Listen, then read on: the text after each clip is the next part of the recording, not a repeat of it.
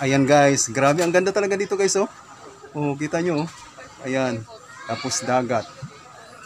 As you can see. So tara na, let's go. Ayan guys.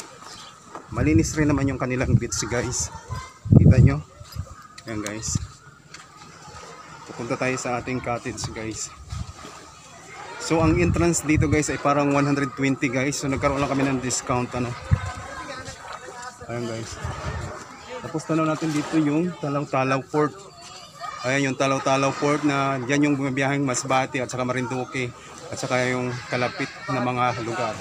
So tara, let's go guys. Okay.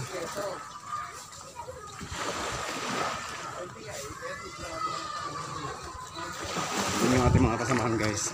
Libutin natin dito ang Villa Elizabeth guys.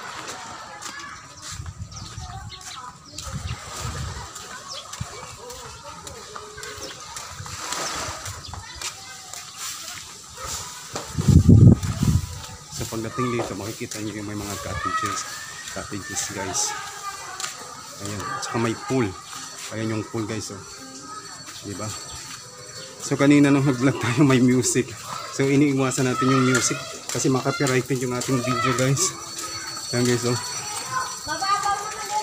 Ayan, may mga naliligo na guys. So, ayan guys oh. Ayan guys, wow. Oh, diba? Grabe. Ikot ko lang yung ating ayan. Music lang guys.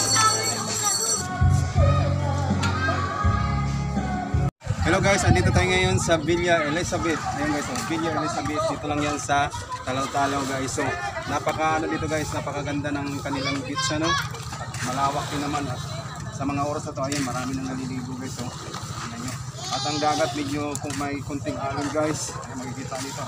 May bangka din eh. Ayan, okay naman dito rin maligo pag Villa Elizabeth guys.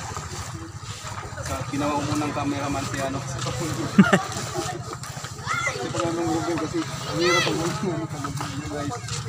Ayan ang dami.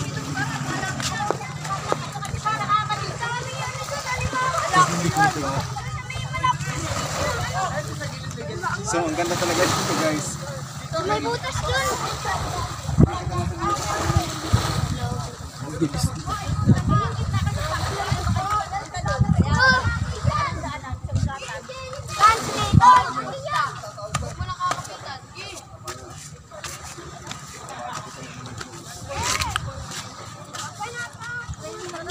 Ayan dito. Salamat yan, nakatiyan. Tapos makikita natin doon ang buong dagat ang lawak. Yehey! Sikat na kayo!